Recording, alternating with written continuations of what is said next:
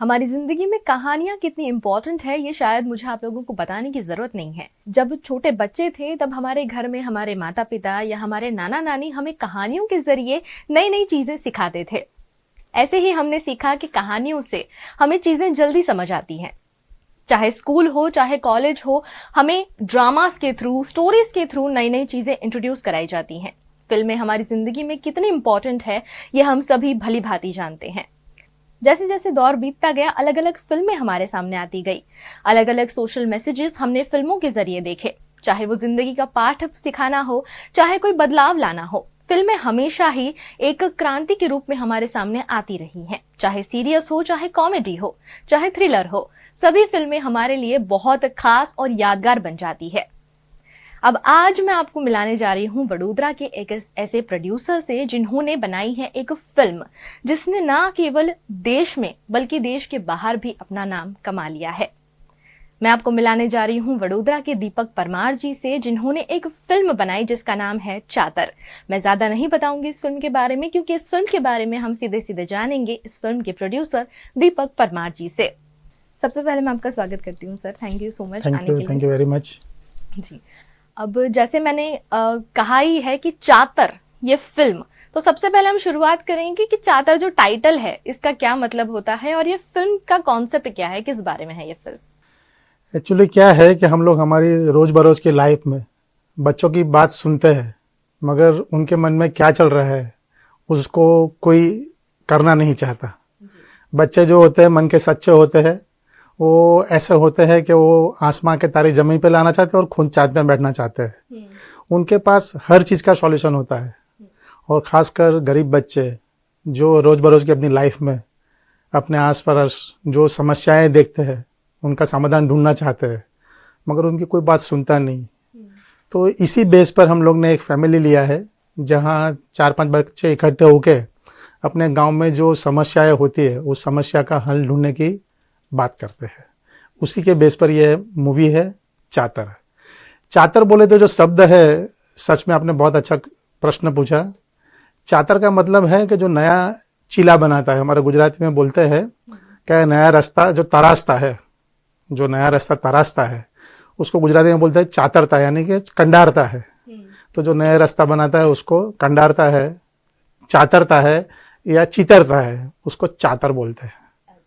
तो यही सोच के हमने कुछ कोई नया कर रहा है बच्चा, तो उसके पात्र के नाम से हमने चातर बनाया है, नाम रखा है। बहुत ही बढ़िया कॉन्सेप्ट है और कोई शक नहीं है कि क्यों इस फिल्म को बहुत ज़्यादा सराहा जा रहा है। लेकिन मैं ये भी जानना चाहूँगी कि इससे पहले क्या आपने कोई फिल्म प्रोड्यूस की है या फिल्म में कोई आपका पार्ट रहा है? क्या इंस्पायर किया है आपको इस फिल्म को प्रोड्यूस करने के लिए?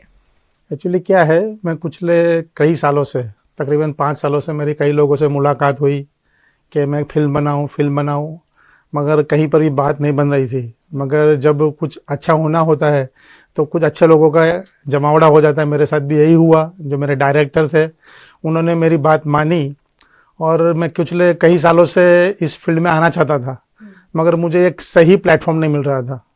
मगर एक बार ऐसे कुछ बात बनी कि मेरे डायरेक्टर से मेरी बात हुई और मैंने अपना ड्रीम बताया कि मैं सिर्फ पैसा कमाना नहीं चाहता, समाज को एक नई राह दिखाना भी चाहता हूँ। पैसे तो अपने आप बनेंगे अगर रास्ता सही दिखाएंगे तो यही मेरी सोच मेरे डायरेक्टर को पसंद आ गई और हमारी टीम बनी और हम लोग आगे निकल गए और आज पिक्चर बन चुकी है।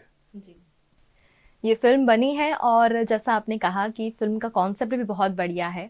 तो कहाँ कहाँ किस किस शहरों में इसकी स्क्रीन प्ले हो चुकी है और क्या अवार्ड्स इस फिल्म ने प्राप्त किए हैं, वो भी बता दीजिए हमारे दर्शकों को। एक्चुअली क्या है मैडम कि हम लोग अभी इस फील्ड में नए हैं। अभी गुजराती मूवीज की इंडस्ट्रीज बहुत बढ़िया चल रही है, मगर हमको हमारी पहचान बनानी है। तो हम लोग ने क्या रास्ता चुना है कि जो दुनिया भर में और भारत में जो फिल्म फेस्टिवल्स होते हैं वो सब जगह पे हम लोग ने हमारा रिकग्निशन फॉर्म भरा है। और फॉर्चुनेटली हम लोग को अपने भारत में जो बहुत सारे फिल्म फेस्टिवल्स होते हैं उसमें से एक बहुत बड़ा फिल्म फेस्टिवल है जागरण फिल्म फेस्टिवल्स, जो देश के 18 देशों में होता है। वो सबसे बड़ा ट्रैवल फिल्म फेस्टिवल्स है। वो लोग देश के बड़े बड़े सिटीज में, जैसे अभी रिसेंटली मैं अपने बारे में बताऊं, मेरी मूवी के बारे में, तो चातर पिक्चर को जागरण फिल्म फेस्टिवल्स ने प्रयागराज में, जहां पर बड़ी बड़ी फिल्में, जैसे कि आपने श्याम बहादुर का नाम सुना था, उसका स्क्रीनिंग हुआ। उसके अगले दिन हमारी चातर फिल्म का स्क्रीनिंग हुआ था और उन लोगों ने हमारी पूरी टीम को उधर आमंत्रण दिया था। तो जागरण जो फिल्म फेस्टिवल है उसमें हमारा स्क्रीनिंग होना हमारे लिए बहुत ही हकारात्मक और एक गर्व की बात है, क्योंकि एक गुजराती पिक्चर को उन लोगों ने इतना सराहा और उन्होंने सिलेक्ट किया, क्योंकि पूरे देश के सभी जाने माने लोग इसमें चाहते हैं कि हमारी मूवी दिखाई जाए। और हमारी जो पहली बार हमने जो काम किया उन्होंने इतना सराहा और सिलेक्ट किया और हमारी मूवी उधर दिखाई। और वहाँ के जो लोकल लोग हैं, क्योंकि फिल्म फेस्टिवल में वही लोग आते हैं जो जानते हैं कि मूवीज क्या है, और उन लोगों ने पूरी मूवीज देखी और मूवीज को इतना सराहा है कि उधर दैनिक जागरण न्यूज़पेपर में भी हमारे बारे में कहा गया था, हमारे डायरेक्टर के बारे में, कि बहुत अच्छी मूवी बनाई है। पहली बार अपने सपनों की तरफ बढ़ना और उसमें अगर आपको इस तरह से पॉजिटिव एनर्जी आपकी तरफ आए, आपको अच्छे अच्छे कॉम्प्लीमेंट्स मिलें, तो बहुत खुशी महसूस होती है। लेकिन ऐसा कहा जाता है ना कि जब भी हम किसी चीज़ में सक्सेसफुल होते हैं तो उसके बीच में कई सारे हर्डल्स होते हैं जिसके बारे में सिर्फ हम ही जानते हैं। तो ये पहली फिल्म थी एज अ प्रोड्यूसर आपकी, तो क्या चैलेंजेस आपको फेस करने पड़े हैं इस मूवी के दौरान? एक्चुअली क्या है मैडम कि आप जानते हैं कि मूवीज के लिए कितने सारे लोगों को इकट्ठा करके एक ही साथ काम निकालना होता है, और हमारा काम तो बच्चों के साथ था। अभी मैं आपको एक साथ बता दूं कि हमारे मूवीज में जो 2 गाने हैं और हमारा जो पात्र है, जो कैरेक्टर है, वो सिर्फ 12 साल का है, और एक जो गाना है जो मुझे विश्वास है कि गुजरात का हर गुजराती बच्चा गाना गाएगा, वो बच्चा हम लोग ने क्या किया है कि 4 छोटे छोटे बच्चे के आवाज से हमने वो गाना पिक्चराइज किया है। और ये बच्चों को, बड़े लोगों को बोलेंगे वो तुरंत फॉलो करते हैं, मगर शूटिंग के दौरान इतने सारे बच्चों को एक साथ में इकट्ठा करके उनसे काम निकालवाना, it was really challenging. But बच्चे, आजकल के बच्चे इतने स्मार्ट, एक्टिव और मैं तो बोलूँगा प्रोएक्टिव होते हैं कि वो तुरंत बात को समझ जाते हैं, और उन्होंने इतना बेखूबी हमारा साथ सहकार निभाया है और ऐसे खेलते झूमते हुए मूवी बनी है। और हमारी जो स्टारकास्ट थी पूरी पिक्चर में, जिन लोगों ने काम किया, वो एक फैमिली बन चुकी है। एक ऐसा मोमेंट हुआ जो आपने शेयर किया है उस फिल्म के बारे में जो आपके लिए यादगार रहेगा, और जाहिर सी बात है पहला प्रोजेक्ट हर किसी को याद रहता है, लेकिन फिर भी मैं चाहूंगी कि कुछ ऐसे किस्से या तो फिल्म के या तो आपने personally out of the film feel किया हो जो आपके लिए बहुत मेमोरेबल हो, जो आप शायद हम कभी भूल ना पाए और जो हमारे साथ में आप साझा करना चाहें। हम लोग जब मूवी बना रहे थे तो हम लोग ने, मेरे डायरेक्टर थे, मेरे उनसे कंटिन्यूस टच में था, कांटेक्ट में था, और हम लोग ने बहुत देखा क्या कर सकते हैं। हम लोग हमेशा यही सोचते थे कि और अच्छा कैसे किया जाए, और अच्छा कैसे किया जाए।